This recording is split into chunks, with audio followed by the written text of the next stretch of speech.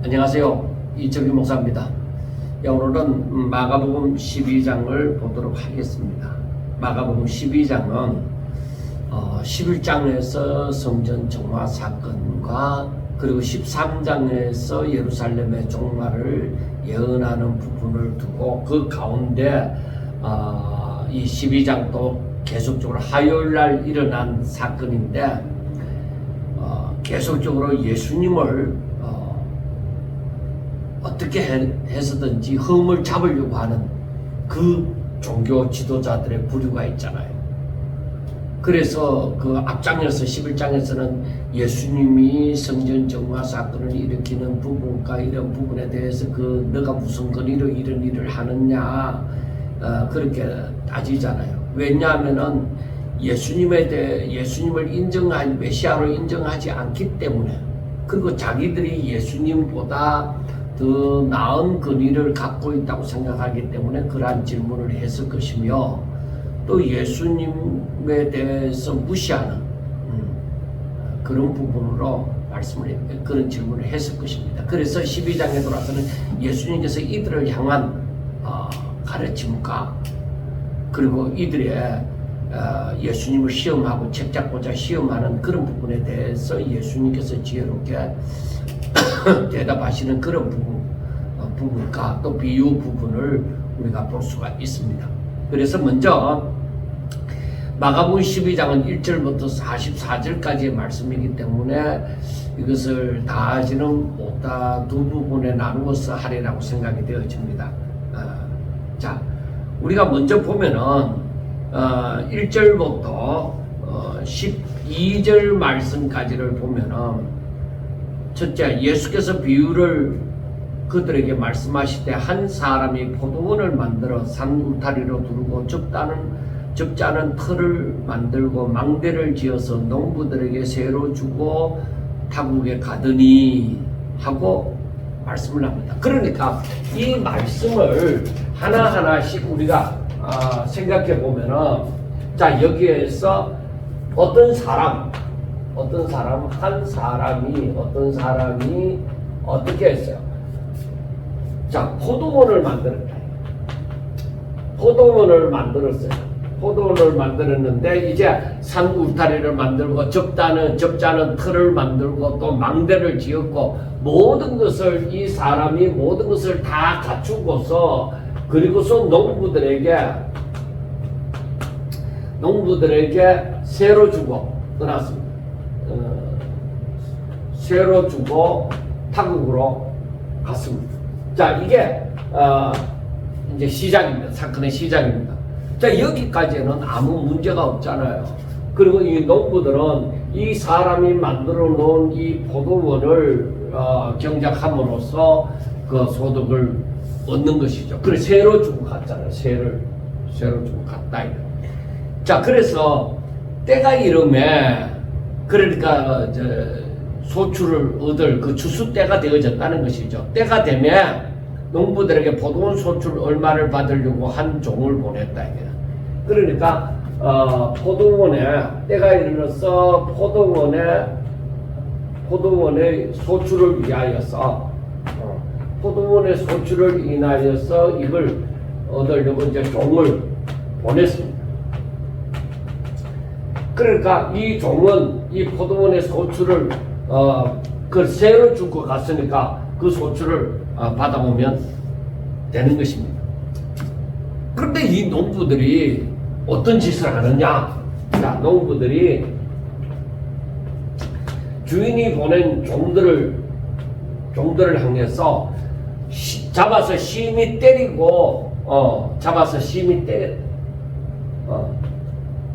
때리고 그 다음 또 다시 다른 종을 보내니, 그래 때리고 그저 보내고 또 다른 종을 보내니까 상처를 내고 또 능욕을 하고, 그러니까 때리고 능욕을 하고, 그래서 또 다른 종을 보내니까 이제는 그들을 죽이고 그 외 다른 종들도 보내니까 때리고 또 죽이고 하더라. 그리고 이 농부들은 어떤 일을 해야 되느냐? 새를 얻어서 주인이 자기들에게 새로 주고 갔으니까 그러면 포도원의 소출을 당연히 이 주인이 보낸 종에게 주어야만 되는 거예요.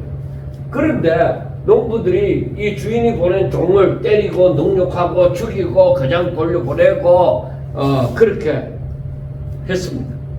그래서 이 종들을 많이 보냈다. 한두 사람이 아니라 12장 5절에 보면 또 다른 종을 보내니 그들이 그를 죽이고 그 외에 많은 종들도 많은 종이라 많은 종들도 그렇게 했다. 그러니까 주인이 계속적으로 이 농부들에게 자신의 그 포도원의 소출을 얼마를 받으려고 그렇게 많은 종을 보냈는데 이 농부들은 이런 짓을 했다는 것입니다. 자, 그러면은 우리가 일반적으로 생각을 할 때도 이 농부가 어떤 존재예요? 이 농부는 경우에 없는 짓을 하는 것이죠. 자신들이 당연히 주인에게 세를 주어야 되는데 그 주지 않냐고 주인이 보낸 종들을 이렇게 때리고 능욕하고 죽이고 그렇게 했다 이 말이에요. 그래서 주인이 계속적으로 참다가 이제는 마지막 남은 한 사람 이제는 마지막으로 남은 한 사람을 보내기를 한 거예요. 그런데 이 한 사람은 바로 주인의 아들이다. 그래서 이 주인이 생각하기를 주인의 생각에 뭐라고 하느냐? 주인의 생각에 내 아들은 존대하리라. 내 아들은 대우할 것이다. 내 아들은 대우할 것이라고 생각을 한 거예요. 그런데 오히려 농부들은 어떻게 생각하느냐? 이 아들에 대해서 야, 아들은 상속자다. 상속자니까 우리가 죽이고 그 유산을 받자.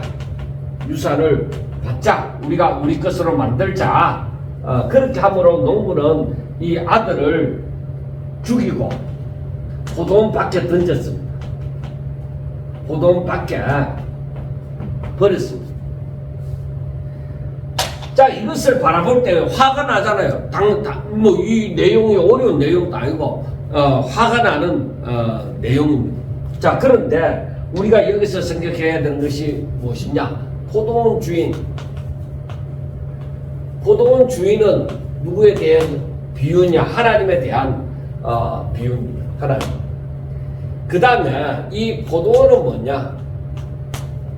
포도원은 무엇에 대한 비유냐? 즉 이스라엘 그리고 하나님의 백성에 대한 비유입니다. 그리고 이 농부들, 주인이 세를 주고 세를 준 그 농부들은 바로 그 당시에 이스라엘의 지도자들 그리고 이스라엘의 종교 지도자, 특별히 종교 지도자들, 그 제사장들이나 서기관들이라고 우리가 생각할 수 있습니다. 그 다음에 주인이 보낸 종들, 이 사람들은 하나님께서 보낸 선지자들이라고 보면 될 것입니다. 그리고 마지막 남은 한 사람, 그는 주인의 아들이라고 했잖아요. 그러니까 하나님의 아들이니까 이는 메시아 예수님을 얘기합니다. 자, 이러한 비유를 가지고서 지금 이 얘기를 한 거예요.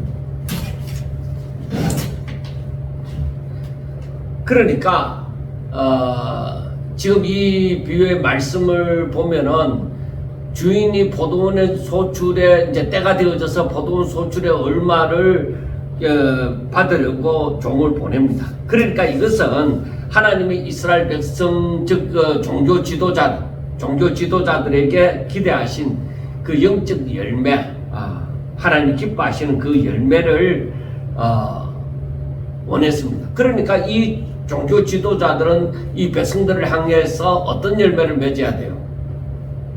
의와 경건, 즉 하나님을 경외하는 그런 자리에 이르는 그 열매가 맺혀져야 되죠. 그래서 이스라엘 백성들이 하나님의 말씀에 대해서 아멘하고 즐거이 순종하는 그러한 열매들이 보여져야 되는 것입니다. 그게 믿음의 열매라고 볼 수가 있죠. 그리고 그것은 당연히 하나님이 기뻐하시는 열매입니다. 그리고 그 열매를 기대하고 보냈습니다. 그런데 우리가 이 비유의 말씀을 보면서 한 가지 의문으로 생각하는 게 무엇이냐면은 그 마지막 남은 한 사람, 그는 하나님의 아들이잖아요. 그런데 이 농부들이 이는 상속자니 죽이자 이렇게 얘기했잖아요. 그런데 실질적으로 예수님 당시의 종교 지도자들은 뭐예요? 예수님을 하나님의 아들이라고 보았느냐? 아닙니다. 아예 하나님의 아들이라고 생각하지도 아니하고, 그리고 저들은 메시아라고 생각하지 않았습니다. 하나님께서 보내신 자라고 생각하지 않았습니다. 그래서 이 비유 속에서 마가복음 12장에서 나오는 농부들은 바로 이는 상속자니 우리가 죽이고 그 유산을 우리가 받자 그렇게 얘기를 합니다. 그런데 그들은 분명히 이 상속자가 저 주인의 아들이라 이 마지막으로 보낸 마지막으로 보낸 사람이 주인의 아들이라는 것을 알고, 즉 상속자라는 것을 알고 그를 죽이고 포도원을 차지하고자 하는 것입니다.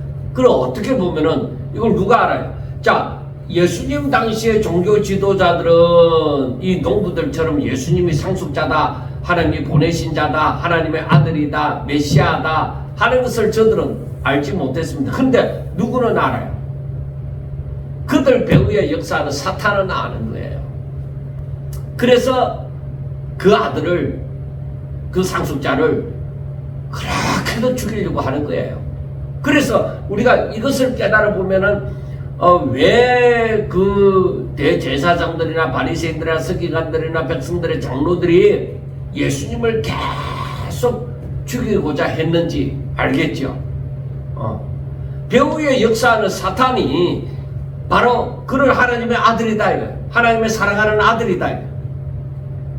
그런데 그를 죽이고 그가 차지하는 그 모든 권세, 그 모든 유업을 자기가 누리기를 원한 거죠. 그래 하나님의 아들이 앉아야 될 자리에 자기가 앉고 싶어 하는 것이죠.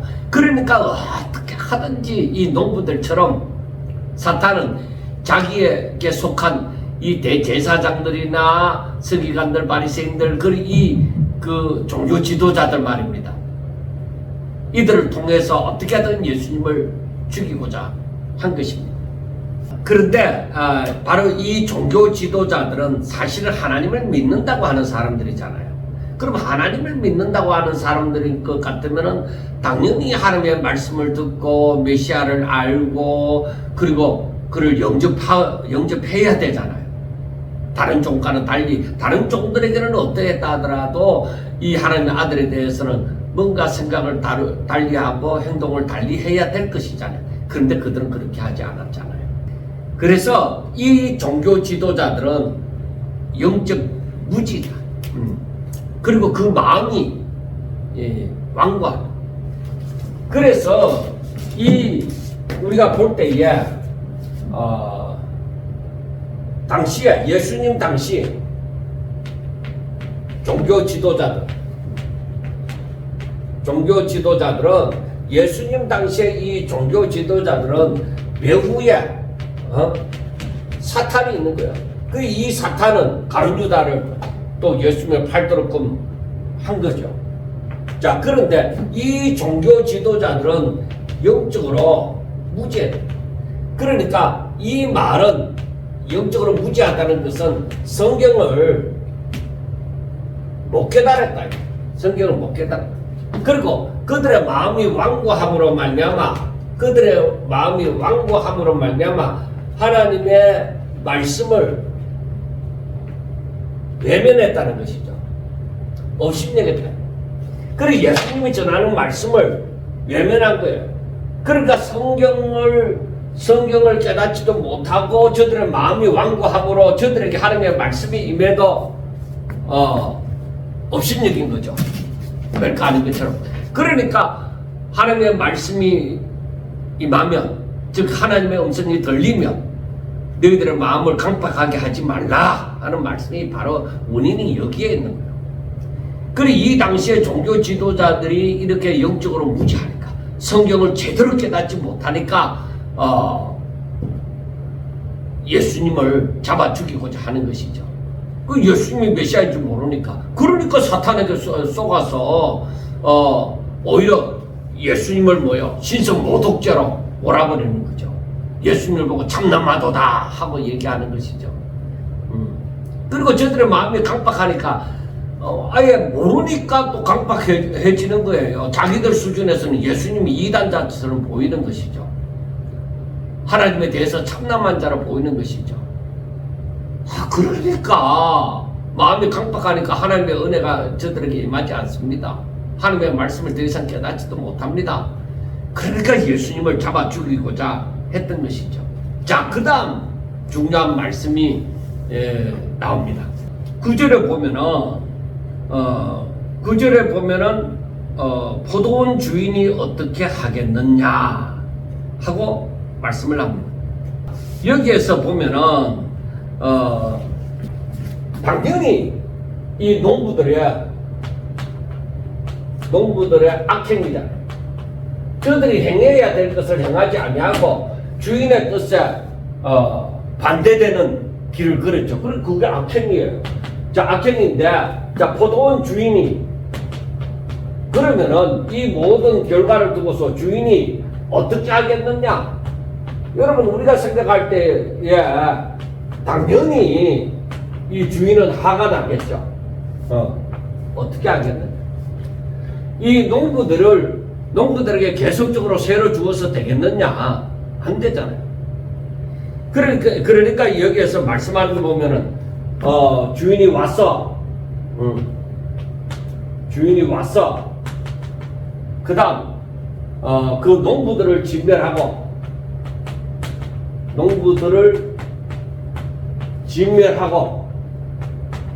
하나님께서 주인이 징계를 하고, 포도원을, 이제 어떻게 해요?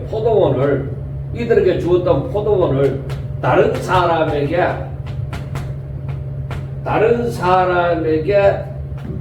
넘기리라. 다른 사람에게 넘기리라는 것입니다. 그러니까 이 말씀은, 여기에 이 비유는 뭐냐면은 이 농부들, 당시의 종교 지도자들을 이 악행을 행하고 있다. 하나님이 보내신 자를 잡아 죽이려고 하잖아요. 그걸 결국에는 잡아 죽이잖아요. 그러니까 농부들의 악행을 하고 있는데, 그러면은 주인이 어떻게 하겠느냐? 자기 아들을 죽인 자들에 대해서 어떻게 하겠느냐? 그건 당연하죠. 와서 이 농부들을 심판한다. 그리고 그 포도원, 저들에게 맡겼던 그 포도원을 다른 사람에게 넘긴다. 이게 무슨 말씀이겠느냐? 그겁니다. 그래서 10절에 보면은 너희가 성경에 건축자들이 버린 돌이 모퉁이의 머리돌이 되었나니 이것은 주로 말미암아 된 것이요 우리 눈에 놀랍도다 함을 읽어보지도 못하였느냐 하시니라 하고 말씀을 합니다. 그러니까 여기에서 보면은 이 말씀은 시편 118편 22절과 23절에 있는 말씀을 인용을 합니다. 시편 118편에 22절과 23절에 있는 말씀을 예수님이 인용을 하면서 말씀을 합니다. 자, 그러니까 건축자들이 버린 돌이 모퉁이의 머리돌이 되었나니, 그러니까 건축자들은 당시의 종교 지도자들을 비유를 하는 것이고, 저들이 버린 돌은 예수님을 비유를 하는 것이고, 그리고 모퉁이의 머리돌이 되어졌다는 것은 바로 기초가 되어졌다 하는 것을 말씀을 하는 것입니다. 그러니까 예수님의 종교 지도자들에게 거부를 당하였지만은 하나님의 구원 계획, 하나님의 뜻을 이루는 데 있어서는 기초가 되어졌다, 모퉁이의 머릿돌이 되어졌다, 중심적인 역할을 하게 되어졌다는 그 예언의 말씀입니다. 이것이 시편 118편 22절과 23절에 있는 말씀입니다. 그런데 11절에 이것은 주로 말미암아 된 것이요 우리 눈에 놀랍도다 하고 얘기를 하잖아요. 그러니까 하나님의 그 구원 계획이 성취되어짐으로 말미암아 놀랍도다 하고 얘기하는 거예요. 그러니까 하나님의 주권적인 역사와 승리가 결국 이루어졌다. 그래서 사람들이 우리 눈에 놀랍도다 그렇게 얘기하는 거예요. 자, 그러면 우리가 참고적으로 에베소서 2장 20절부터 보면은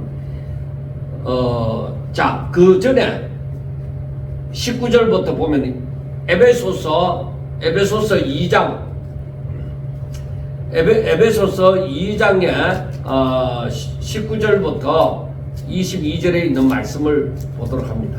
여기서 써놔야 되겠죠. 에베소서 2장 19절부터 22절에 있는 말씀을 보도록 합니다. 한번 읽어보겠습니다. 그러므로 이제부터는 너희가 외인도 아니요 나그네도 아니요 오직 성도들과 동일한 시민이요 하나님의 건속이라. 너희는 사도들과 선지자들의 터위에 세우심을 입은 자라. 그리스도 예수께서 친히 모퉁이 돌이 되셔서 사도들과 선지자들의 터위에 그렇게 예수님을 중심으로 예수님을 기준으로 해서 사도들과 선지자들의 터위에 세워졌다 이 말입니다. 그의 안에서 건물마다 서로 연결하여 주의 안에서 성전이 되어가고 너희도 성령 안에서 하나님이 거하실 처소가 되기 위하여 예수 그리스도 안에서 함께 지어져 가느니라 하고 얘기해요. 그래 예수님이 그 모퉁이돌 그 기초가 기준이 되어져서 사도들과 선지자들 터위에 너희들이 점점 이 아름다운 그 하나님의 전 하나님이 거하실 처소가 되어져 간다는 것입니다. 하나님께서 기거할 만한 처소가 되어지는 것이죠. 자, 그 다음에 말씀을 한 군데 더 찾아봅니다. 베드로전서 2장 6절과 10절 말씀입니다. 자, 베드로전서 2장 6절과 7절 말씀입니다. 베드로전서 2장 6절 7절 말씀입니다. 자, 거기에 보면은 5절부터 보면은 너희도 산돌같이 신령한 집으로 세워지고 예수 그리스도로 말미암아 하나님이 기쁘시게 받으실 신령한 제사를 드릴 거룩한 제사장이 될지니라. 6절 성경에 기록되었으되 보라 내가 택한 보배로운 모퉁이 돌을 시온에 두노니 그를 믿는 자는 부끄러움을 당하지 않는다. 그렇게 얘기해요. 그러므로 믿는 너희에게는 보배이지만 믿지 않는 자들에게는 건축자들이 버린 그 돌이 모퉁이에 머릿돌이 되고 또한 부딪히는 돌과 걸려 넘어지게 하는 바위가 되었다 하였느니라. 그들이 말씀을 순종하지 아니함으로 넘어지나니 이는 그들을 이렇게 정하신 것이라 하고 얘기합니다. 그래서 여기서 보면은 너희들은 성전이 되어져 가고 그 예수님이 기초가 되어져서 모퉁이의 머릿돌이 되어져서 그래서 성전을 이루어져 간다. 예수님이 하나님이 거하실 만한 성전이 되어져 간다. 이것은 하나님은 죄 없으신 거룩하신 분이 거하시는 성전, 그 거룩한 자가 되어져 가는 거예요. 그런데 이런 자들은 절대로 부끄러움을 받지 않는다는 것입니다. 너희들은 부끄러움을 받지 않는다. 오히려 하나님 너희들에게 있어서는 예수님의 택한 보배가 되어진다 하는 것을 말씀을 하고 있습니다. 자, 그리고 12절에서는 그들이 예수의 이 비유가 자기를 가리켜 말씀하신 인 줄 알고 작고자 하되 무리를 두려워하여 예수를 두고 가니라 하고 말씀이 되어져 있습니다. 자, 이 비유를 통해서 예수님은 이스라엘 종교 지도자들이 하나님으로부터 맡은 바 책임을 제대로 수행하지 못하고 하나님의 그 메시지를 거부했음을 비판하고 있는 것입니다. 그러니까 포도원 주인과 농부들의 그 관계입니다. 그리고 그 가운데 중심이 되어지는 것은 뭐예요? 하나님의 아들이신 예수님을 보냈는데 예수님을 영접하지 아니하고 오히려 잡아 죽이는 그러한 일을 저질렀다는 것입니다. 그렇지만은 저들은 하나님의 아들이신 그 예수님을 잡아 죽였지만은 예수님은 자기 자신의 죽음과 그로 인해서 새로운 시대가 도래할 것을 말씀을 합니다. 이 비유는 결국 이스라엘의 지도자들이 하나님과 하나님의 계획을 거부함으로 말미암아 자신들에게 주어진 책임을 상실하고 그 결과로 촛대가 옮겨지는 거예요. 그래서 새로운 공동체가 하나님 나라의 열매를 맺는 책임을 이어받게 되어집니다. 그러니까 주인이 와서 어떻게 한다고요? 그 농부들을 진멸하고 포도원을 다른 사람에게 넘겨준다. 그러니까 이들은 뭐예요? 유대의 종교 지도자예요. 유대인들이에요.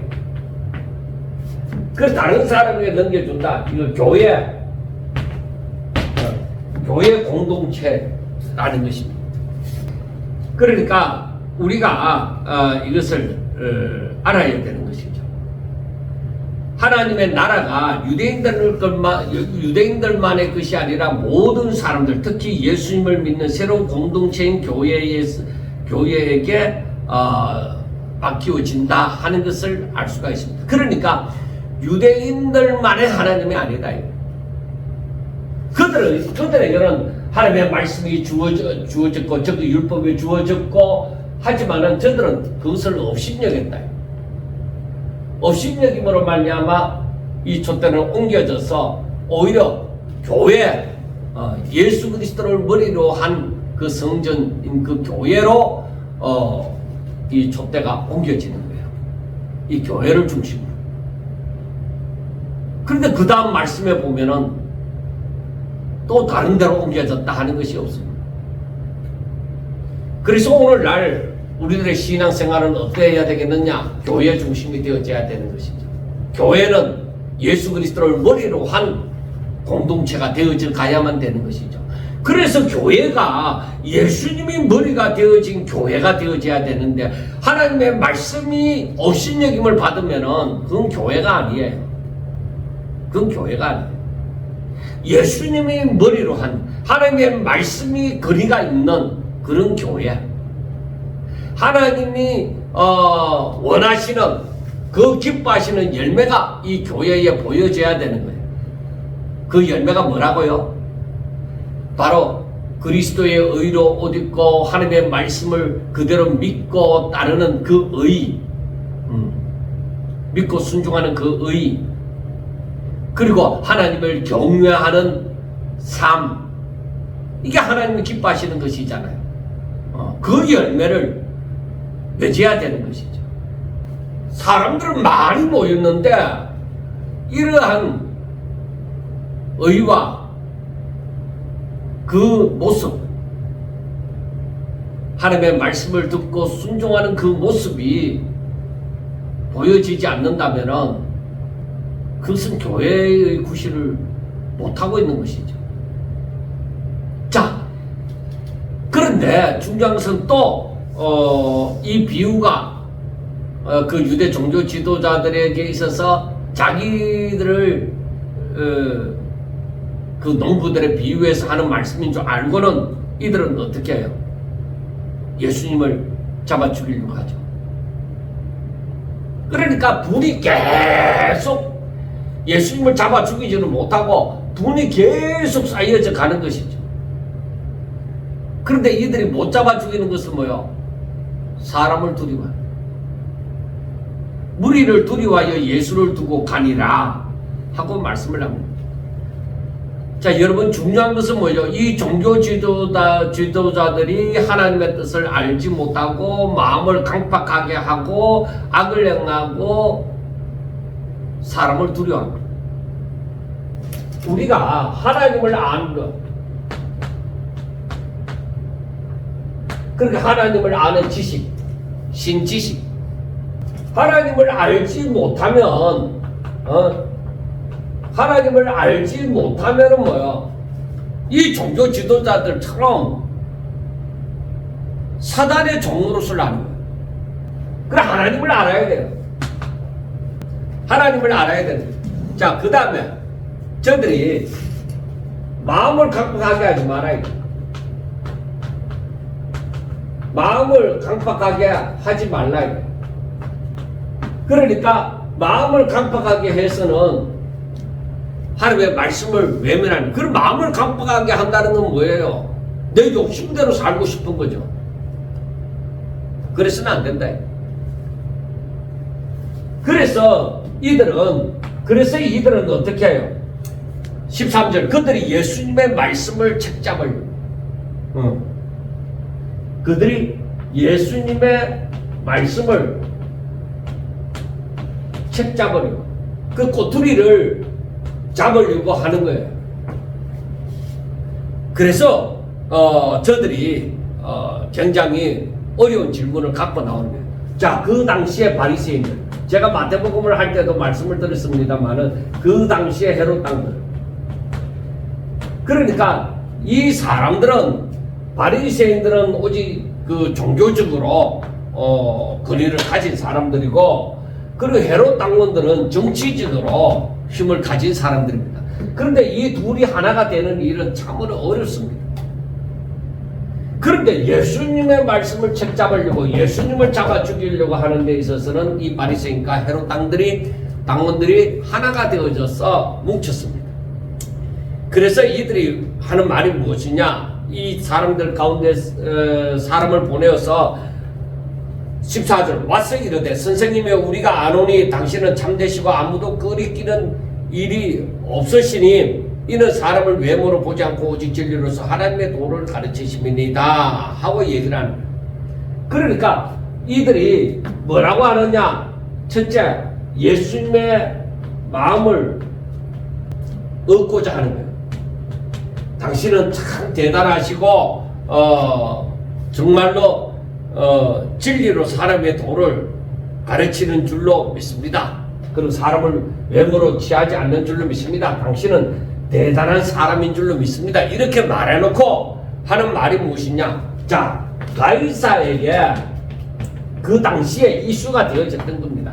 가이사에게 세금을 바치는 것이 옳으니까 하고 묻는 거예요.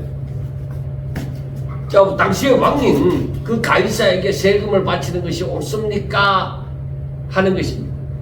우리가 바쳐야 될까요? 말아야 될까요? 하는 것입니다. 그런데 예수님께서는 뭐요? 벌써 그들의 마음을 아시죠. 그래서 그 외식함을 아시고 말씀함이 뭐예요? 어찌하여 너희가 나를 시험하느냐? 어찌하여? 그러니까 예수님의 마음이 어떻겠어요? 참 답답한 거예요. 어찌하여 나를 시험하느냐? 너희들이 나를 시험하느냐? 뭘 바로 배우려고 하는 것도 아니고 너희들이 나를 시험한다는 것이죠. 데나리온 하나 가져와봐라. 그리고 그 당시에 화폐 일종이죠. 그리고 데나리온을 가져왔거늘 예수께서 이르시되 이 형상과 글이 누구 것이냐? 그러니까 가이사의 것이니이다. 가이사의 그 얼굴이 찍혀있잖아요. 그래서 가이사의 것이니이다 하니까 예수님께서 이르시되 뭐라고 하느냐? 가이사의 것은 가이사에게, 하나님의 것은 하나님께 바치라. 그러니까 너희들이, 그러니까 이것은 무엇이냐? 가이사의 것은 가이사에게 바치고 하나님의 것은 하나님에게 바치라. 그러니까 이것은 바로 무슨 말씀이냐? 하나님의 백성은 이 땅에 속하였지만은 그러나 하늘에 속한 자다. 그러니까 땅에 속하고 하늘에 속한 그 의무를 너희들이 감당해야 된다는 것입니다. 가이사에게 바쳐야 될 것은 가이사에게 바치고 하나님께 속한 것은 하나님께 바치라는 것입니다. 그 의무를 다하라는 것입니다. 여러분, 우리가 생각해야 돼요. 우리는 이 땅에 분명히 발붙이고 살잖아요. 그러니까 이 땅에 속한 자이소. 또한 우리는 뭐요? 믿음으로 말미암아 거듭난 자가 되어져서 하늘에 속한 자가 되어졌잖아요. 하나님의 백성이잖아요. 그래 하나님의 백성된 자로 살아야 되니까 세상 사람들보다가 뭐요? 어떤 면에서 보면은 근세 하나를 더 가지고 있죠. 세상 사람들은 땅의 근세를 가지고 누리면서 살고 있지만 우리는 땅의 근세와 아울러 하늘의 근세도 가지고 있는 거예요. 그러나 우리는 하나님 하늘의 근세를 가지고 있지만 땅의 근세를 위해서 내 인생을 허비하지 않는 것이죠. 오직 하늘의 근세를 가지고서 이 땅에서 살아가는 거예요. 그러니까 땅의 근세를 취하기 위해서 하늘의 근세를 버리는 일이 없어요. 하늘의 근세를 취하기 위하여 땅의 근세를 오히려 내려놓는 것이죠. 그런데 세상에 속한 자들은 어떻게 되어져요? 하늘의 근세는 뭐 모르고 무조건 땅의 근세를 가지고 살려고 힘쓰고 애쓰잖아요. 그 땅의 것을 구하는 것이죠. 자, 그래서 우리가 이 말씀을 보면서 예수님은 바로 이 바리새인이나 헤롯 당원들이 지금 예수님을 책잡으려고 이러한 애매한 질문을 하는 거죠. 그 당시에 이슈가 됐던 질문을 하는 거죠. 그러니까 이 말씀은 너희들이 이 땅에 살지만은 하늘에 속한 자다. 그래서 땅에서 감당해야 되는 것은 감당하고 해야 되는 것은 하고 의무를 다 하고 하늘에 속한 자로서 그 의무도 다 하라는 것입니다. 그래서 사람들이 정말로 예수님이 하신 말씀을 들었을 때 깜짝 놀라는 것이죠. 자, 그 다음에 질문이 무엇이냐면은, 자, 부활 후의 결혼에 대한 이 교훈인데, 여기에서 부활이 없다고 하는 사두개인들이 있습니다. 이 사람들은 잘 안 나타나는데, 이 사두개인들은 모세 오경만을 믿는 사람들입니다. 이 사람들은 첫째 부활이 없다. 부활이 없다 이렇게 말하는 사람들입니다. 그리고 이 사람들은 모세 오경만을 믿는다. 그리고 이 사람들은 부활도 없고 천사도 없고 그 다음에 뭐요? 영도 없다. 이 부활도 천사도 영도 다 없다고 하는 사람들. 그런데 반면에 바리새인들은 어떤 자들이냐? 바리새인들은 부활도 있고 천사도 있고 영도 있다. 그렇게 또 믿는 자들. 그러니까 이들은 사두개인과 바리새인들은 늘 싸우는 존재이죠. 그러니까 우리가 모세 오경만을 사두개인들이 믿고 살기 때문에 저들은 더욱더 율법에 치우치게 되겠죠. 그런데 이들이 왜 부활도 없고 천사도 없고 영도 없다고 하느냐? 이 죽은 사람들에 대한 부활에 대해서 성경이 말하고 있는 것은, 자, 이사야서 26장 19절에 보면은, 이사야서 26장 19절에 보면은, 주의 죽은 자들은 살아나고 그들의 시체들은 일어나리이다. 티끌에 누운 자들아 너희는 깨어 노래하라. 주의 이슬은 빛난 이슬이니 땅에 죽은 자들을 내놓으리라 하고 그 사도행전 이사야 26장 19절에서 말씀을 하잖아요. 또 그리고 다니엘서 보면은 다니엘서 12장에 보면은 12장 2절 보면은 땅의 티끌 가운데서 자는 자 중에서 많은 사람이 깨어나 영생을 받는 자도 있겠고 수치를 당하여 영원히 부끄러움을 당할 자도 있을 것이며 하고 얘기를 합니다. 여기에서 그러니까 이사야서에서나 다니엘서에서 이제 부활을 얘기를 하잖아요. 그런데 여러분 우리가 생각해야 될 것이 아브라함이 이삭을 번제로 드릴 때에 번제로 드릴 때고요. 이때에 이삭을 번제로 드리면은 완전히 각을 따서 죽는 것입니다. 그런데 아브라함의 믿음이 어땠어요? 하나님의 말씀을 이 이삭으로, 하나님의 언약이 이 이삭으로 말미암기 때문에 죽은 자 가운데서 다시 살리실 줄을 믿었습니다. 그런데 기록된 말씀 가운데서는 그게 없다 이 말이에요. 그러니까 저들이 성경을 제대로 몰랐던 것이죠. 우리가 히브리서에 보면은 히브리서에 분명히 아브라함의 믿음이 거기에서 나옵니다.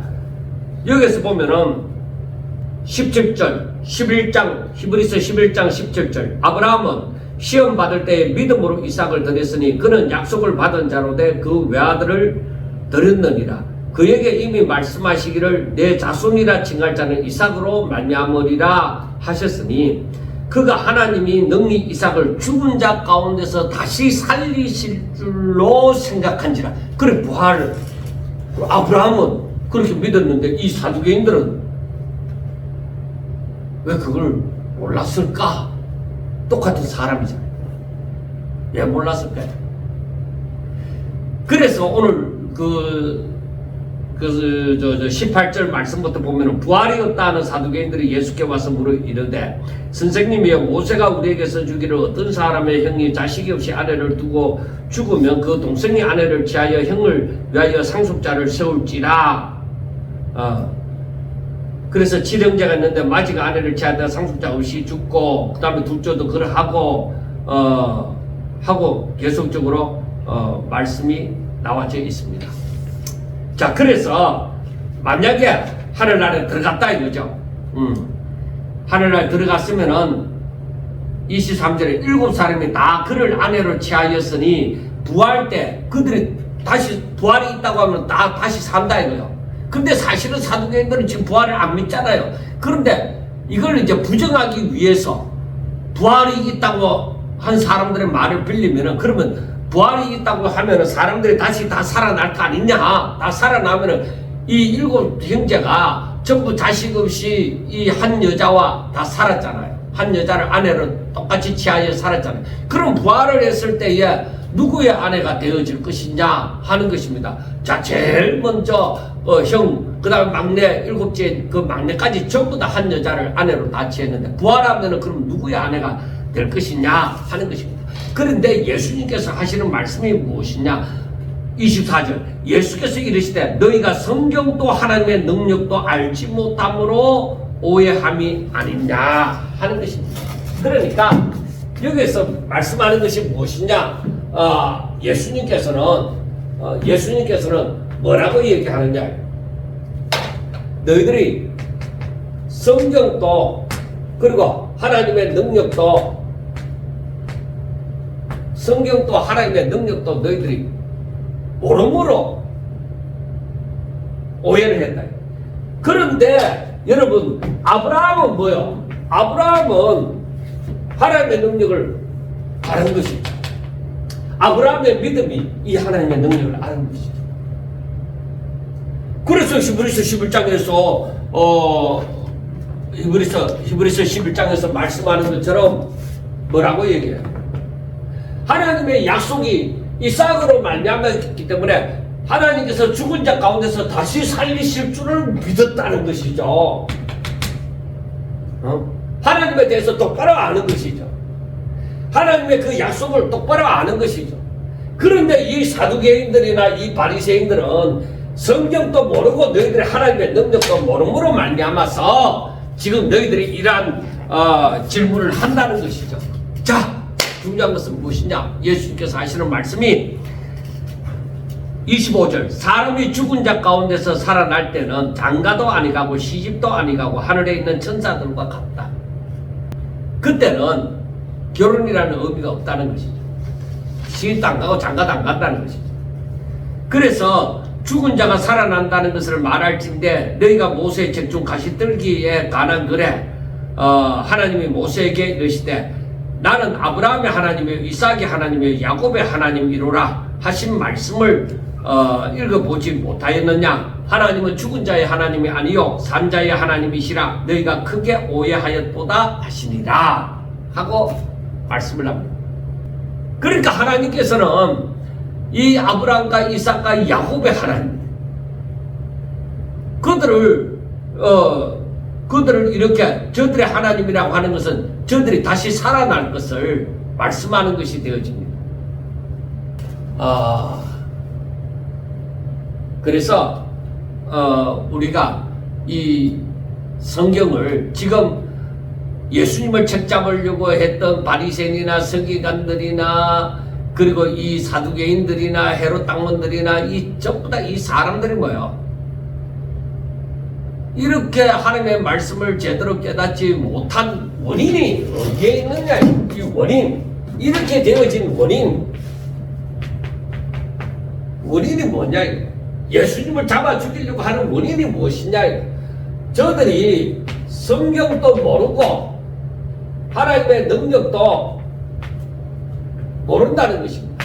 그래서 너희들이 어떻게 되어지느냐? 저들이 마음을 하나님을 알지도 못하고 마음을 또 강팍하게 한다.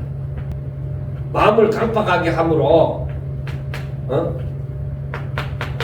마음을 강팍하게 함으로 성경도 모르고 마음도 강팍하고 그러니까 하나님의 역사를 너희들이 바라볼 수가 없다는 것입니다.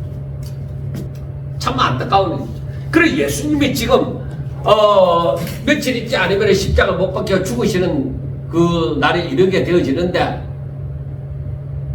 이 온 세상은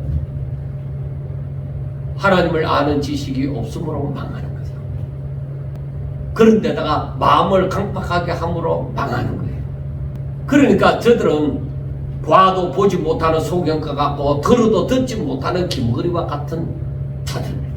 그래서 이 세상의 마지막이 가까우면 가까울수록 이러한 지경에 이르게 되어집니다. 저들이 본다고 하지만은 보지 못하는 거예요. 우리가 분명히 하나님을 믿는다고 할 때에 그 하나님이 어떤 하나님이신 줄 분명하게 알아야 됩니다. 하나님의 뜻이 무엇인 줄 분명하게 깨달아야 됩니다. 그리고 하나님의 말씀에 대해서 아멘하고자 하는 그런 하나님에 대하여 내가 마음문을 알고자 하는 그 마음문을 열어놓으셔야 됩니다. 사랑하는 여러분, 이렇게 정말 무지하고 마음이 강팍하고 자신의 욕심을 이루고자 하고 이러한 상태에 있는 자들을 위하여서